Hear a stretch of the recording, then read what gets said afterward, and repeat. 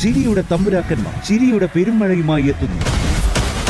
Fun baby fun ശനി ഞായർ ദിവസങ്ങളിൽ രാത്രി 8 മണിക്ക് നമ്മുടെ സൂര്യ ടിവിയിൽ. ഇത്തവണ അന്വേഷണത്തിന്റെ പേരിൽ നീ ആരെ അറസ്റ്റ് ചെയ്യാൻ പോകുന്നത്? അമ്മയാണോ അതോ മുകുന്ദനെയാണോ?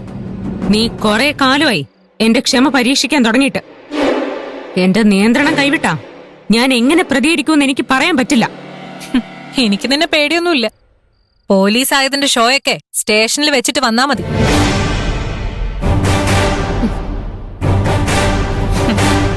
ഒരു കേസ് മര്യാദയ്ക്ക് തെളിയിക്കാൻ അറിയില്ല, പക്ഷെ ഡയലോഗ് അടിക്ക് ഒരു കുറവുമില്ല. സ്വന്തം അച്ഛന്റെ കൊലയാളിയെ ഇത്രയും കാലമായിട്ട് അറസ്റ്റ് ചെയ്യാൻ കഴിയാത്ത നീയാണോ എന്റെ അച്ഛന്റെ കേസ് തെളിയിക്കാൻ പോകുന്നത്? എടി നിന്നെ ഞാൻ പറഞ്ഞേ മഞ്ജു,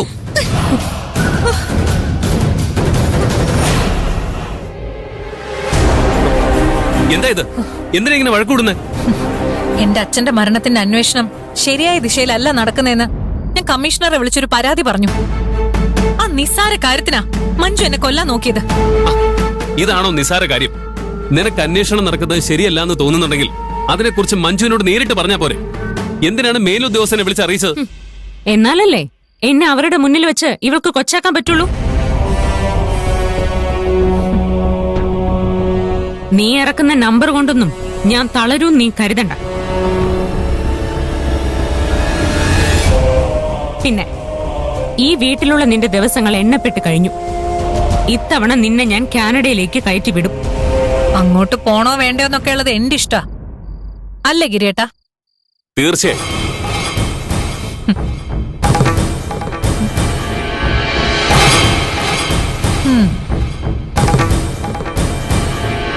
അടുത്ത മാസം ഒന്നുകിൽ നീ കാനഡയിലേക്ക് പോകും, അല്ലെങ്കിൽ ഈ വീട് വിട്ടു പോകും.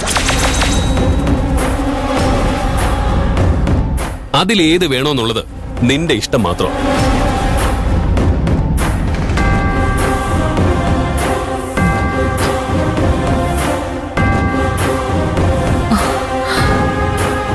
എന്നാലും ഗിരിയേട്ടൻ അങ്ങനെ പറഞ്ഞല്ലോ.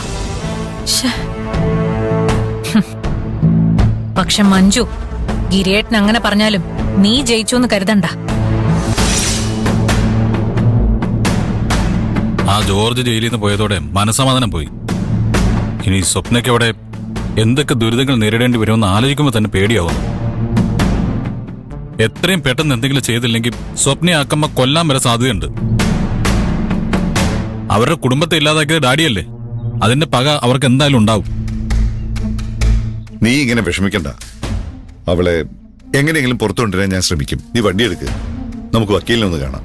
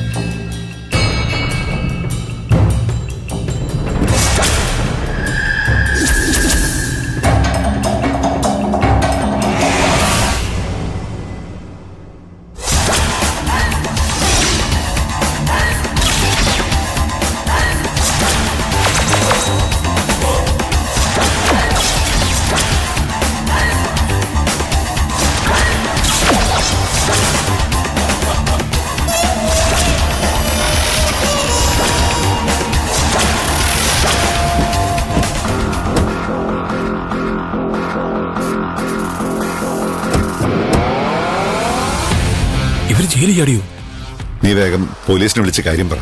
ഞാനതുവരെ എങ്ങനെയെങ്കിലും അവരോട് സംസാരിച്ച് പിടിച്ചു നിൽക്കാം.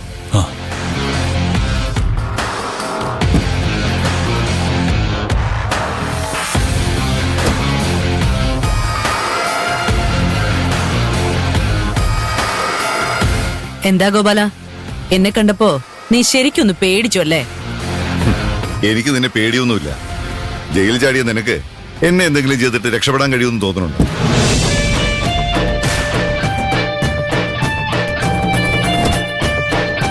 എന്താടാ ചക്ക, പോലീസിനെ വിളിച്ചറിയിച്ചോ? പണ്ടത്തെ കാലമൊന്നുമല്ല അക്കമ്മേ. ഇപ്പൊ പോലീസിനെ വിളിച്ചാ സ്പോട്ടിലിങ് വരും. അവര് വന്നാലും എന്നെ ഒന്നും ചെയ്യാൻ പോകുന്നില്ല.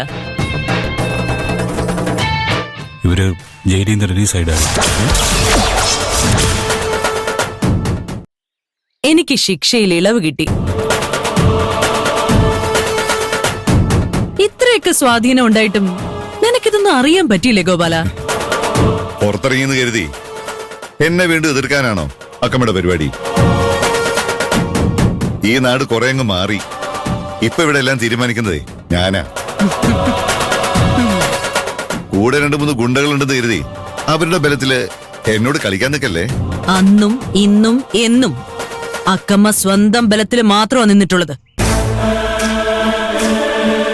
എന്റെ കൂടെ നിൽക്കുന്നവരൊന്നും ഗുണ്ടകളല്ല, എന്റെ കുടുംബത്തിന്റെ ഭാഗം തന്നെയാ. അതിനെക്കുറിച്ച് പറഞ്ഞാ നിനക്ക് മനസ്സിലാവില്ല. സ്വന്തം മക്കളെ പോലും ആവശ്യത്തിനനുസരിച്ച് ഉപയോഗിക്കുന്നവനല്ലേ നീ? എന്നെ എതിർത്തിട്ട് ഈ നാട്ടിൽ നിൽക്കാൻ പറ്റുന്ന അക്കമ്മ വിചാരിക്കണ്ട. നിന്നെ എതിർക്കുകയല്ല, തകർക്കുക എന്റെ ലക്ഷ്യം. എന്റെ കുടുംബത്തെ നീ ഇല്ലാതാക്കിയപ്പോ ഞാൻ ആകെ തകർന്നു പോയി. ഒന്നിനോടും പ്രതികരിക്കാനുള്ള ശേഷി എനിക്കുണ്ടായിരുന്നില്ല. അങ്ങനെ ഒന്നിനും താല്പര്യമില്ലാതെ ജയിലിൽ കഴിഞ്ഞിരുന്ന എന്റെ ജീവിതത്തിലേക്ക് മഹിമ വന്നു. നിന്നോട് പൊരുതാനുള്ള ആത്മവിശ്വാസം അവളിൽ നിന്നും എനിക്ക് കിട്ടി. അവൾക്കു ഈ നാടിനും വേണ്ടി നിന്നെ ഞാൻ നശിപ്പിക്കും. നീ എന്റെ ഡാഡി എതിർക്കാറായോ?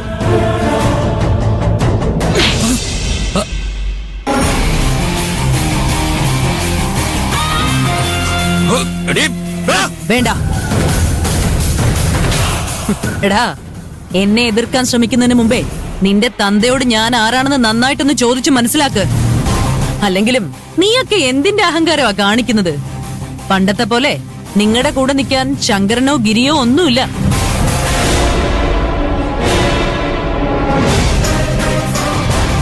കഴിഞ്ഞ കുറെ വർഷങ്ങൾ കൊണ്ട് നീ കുറെ വളർന്നു ഗോപാല.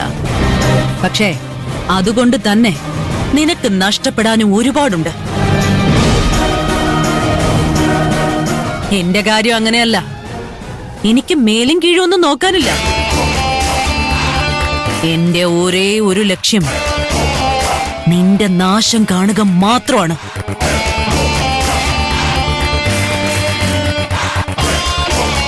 നിന്നെ എതിർക്കുന്നവരെയെല്ലാം സഹായിക്കാനും നയിക്കാനും ഞാൻ മുന്നിൽ തന്നെ ഉണ്ടാവും.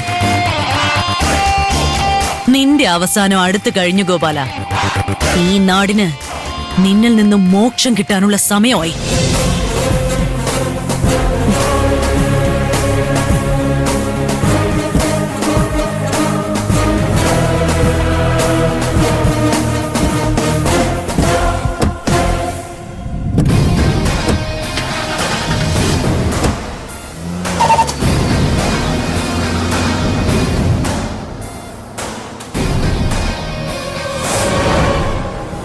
ഇവരെ എത്രയും പെട്ടെന്ന് തീർത്തില്ലെങ്കിൽ നമുക്ക് പ്രശ്നമാണ് ഡാഡി.